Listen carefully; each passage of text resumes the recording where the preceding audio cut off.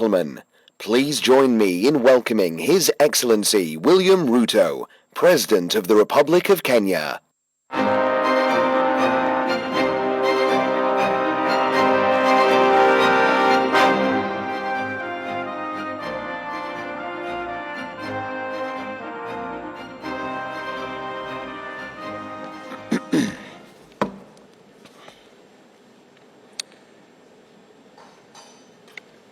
Good morning, ladies and gentlemen, and I bring you warm greetings from the people of Kenya. The 20th century witnessed the greatest socio-economic and even political and cultural transformation than humanity had ever witnessed in the entire history of its existence, thanks to the technological innovation that we see. It is easy to forget that the internal combustion engine enabled humanity achieve speed on Earth, flight across skies, and explore outer space, and that from atomic energy and nuclear power to the television and X-ray, as well as the microwave and magnetic resonance imaging, humanity was able to solve problems that seemed insurmountable for millennia, thereby unlocking possibilities which made new modes of economic and industrial organization inevitable, transforming societies, economies, and states for good. For all this, nothing in the past century compares in terms of sheer speed and scale of transformation, as well as implication for human well-being and disruptive socio-economic change with what we have experienced over the past few decades since the advent of computing and the miraculous explosion of ICTs, robotics, automation, machine learning, and of course, artificial intelligence. All change produces its winners and losers, just as in the petroleum-powered age. The silicon-powered era is caused a mass extinction of professions and ways of life and replacing them with new ones.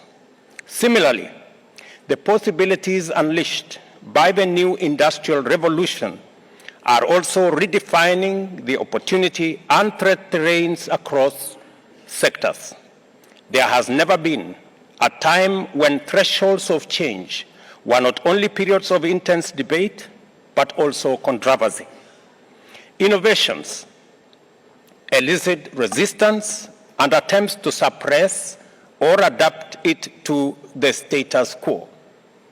The fear of the unknown can be a real and huge drawback to progress, and governments, however, if they are to remain relevant, agile and responsive, must, as of necessity, move, facilitate, encourage, and champion change.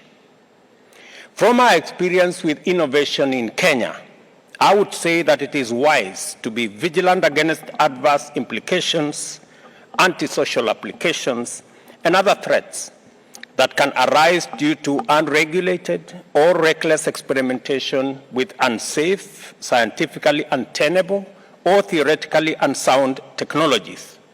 Yet, and I repeat, yet, this must never be a ground to stand in the way of solutions to humanity's pressing needs. Our proudest moment as Kenya, which has come to define our country in the digital technology space, is mobile money, and Mokhtar Diop has referred to it shortly, which first emerged in our country as M-Pesa. When Safaricom launched the service 17 years ago, the country's banking sector was up in arms, pointing out that Safaricom had set out to conduct banking business without either obtaining a banking license or undergoing the rigors of banking regulation. For its part, the public eagerly embraced the liberating efficiency of mobile phone-based cash transfer. Many types of businesses quickly saw the benefit of cashless transaction and persuaded banks to enable them conduct their banking over the phone. After rigorous debate, Kenya opted to face the future with courage, and M-Pesa became the legendary driver of trade and commerce that it has become, transacting $1.2 billion every day, serving over 5 million enterprises, 61 million customers across 8 countries and counting. In Kenya, we understand that the soul of innovation is the constant endeavor to meet public demand by providing solutions to problems, efficiently delivering effective services, and transforming challenges into productive opportunities. With this understanding, we have exploited our digital revolution to transform the public and private service delivery landscape, enabling government to reach more people, accelerating the performance of key sectors, serve the previously marginalized, achieve inclusion, and improve the well-being of all, especially vulnerable and disadvantaged groups. Using mobile phone-based digital technologies, we have, for example, been able to register 5 million farmers and facilitate timely last-mile delivery of appropriate farm inputs.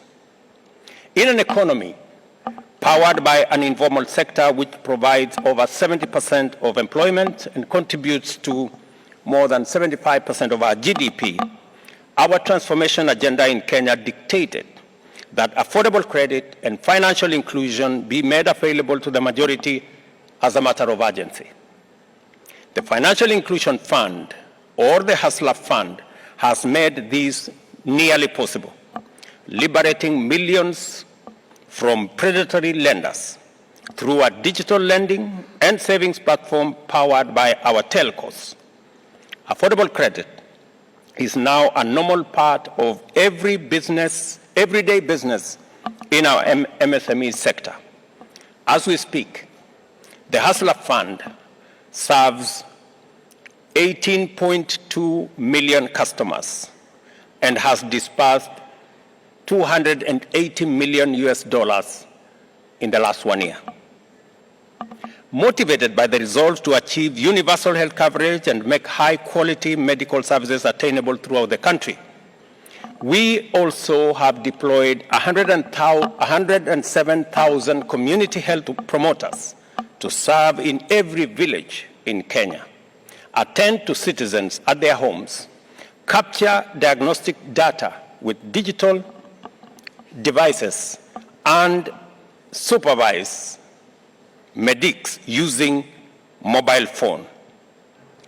Recognizing that the efficiencies of technology extend beyond speed and security to inclusion, transparency, and integrity, we are now finalizing the process of enhancing e-government by digitizing all government processes and automating public services to make them accessible to all citizens.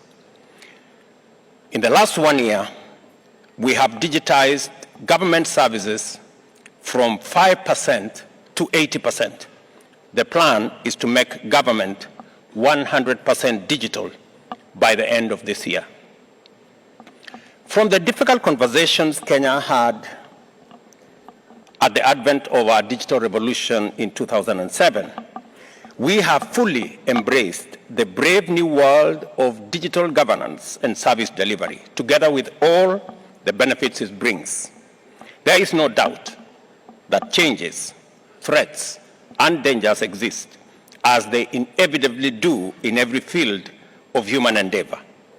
What is required is unrelenting vigilance on a global scale, achievable through collective action, involving leaders and citizens in the public and private sector, back home and internationally. I will give you a personal experience. When I went to one village, and this speaks to the power of energy, technology, and youth in our continent. I went to one college in a village 400 kilometers from Nairobi in Kaiboi. And I meet this young man, Brian. And Brian is a diploma student who, because of the internet, because he has a computer and there is electricity, he now works for an AI company in Germany. Mind you, Brian does not have a passport. He has never been to the city of Nairobi. But because of technology, internet, and electricity, he now works not for a supermarket, but an AI company in Germany. That is what technology, innovation, power, and internet can bring. Previous approaches to climate action have placed the world's economies in a difficult position of having to choose between development and climate action. At the first African Climate Summit held in Nairobi in September last year, Africa defined its place in this discourse. With its abundant endowment of natural resources for green industrialization, including resources for green critical transition minerals, carbon sinks, and arable land, as well as the highest green energy potential from solar, wind to hydro and geothermal, Africa is the de facto epicenter of a green industrial revolution. It is no longer tenable nor sustainable to extract natural resources from Africa, processed elsewhere, using green gas-emitting technologies.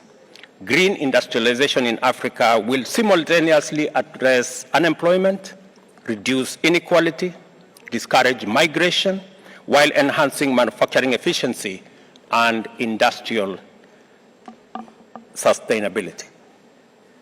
All it takes is investment, which calls for a measure of boldness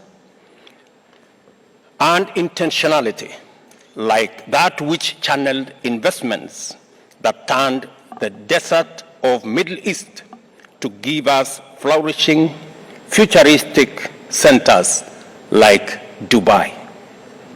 We must not allow the fear of the future unknown deprive bright youngsters like Brian of opportunities. If we sacrifice the benefits of progress hoping for security, we risk losing both. And if ever there was a case for great urgency in formulating a framework for deployment of AI and machine learning, young Brian and his cohort places it in sharp focus.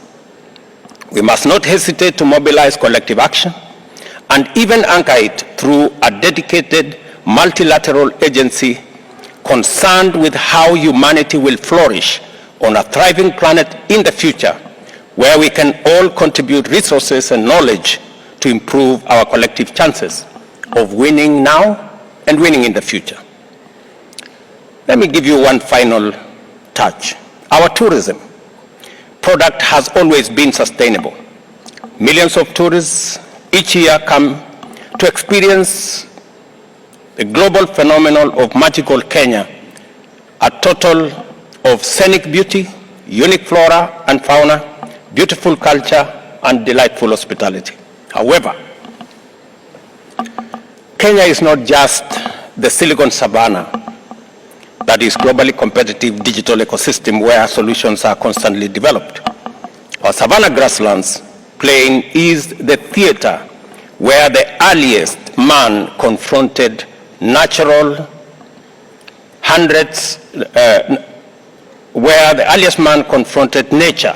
hundreds of millions of years ago.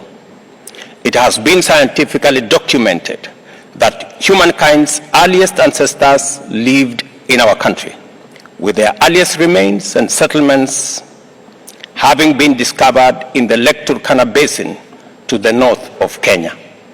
The story of early man is narrated through well-preserved ancient fossils scattered throughout our country, leaving no doubt that Kenya is the first home of humankind.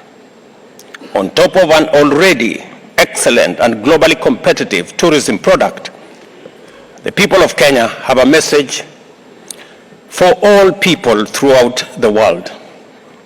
Visiting Africa and coming to Kenya is more than tourism. It is an epic homecoming. And I dare say, welcome home. You will agree with me, finally, that Dubai is a good place to contemplate the future of the world. In this place, we have seen that courage, imagination, and science are the values we need to confront a challenging future with confidence and are far more precious than silver and gold. I thank the Sheikh Mohammed bin Rashid Al Maktoum and his government for the unwavering dedication to progress through innovation and availability to engage in and facilitate robust conversations about humanity in the future. George Bernard Shaw said, "You see things and I say why, but I dream things that never were and I say why not." We must enhance our capability to continuously ask why not in order to stay ahead of a rapidly unfolding and wonderfully complicated future. That is why this summit is important. I thank you. Thank you, Your Excellency.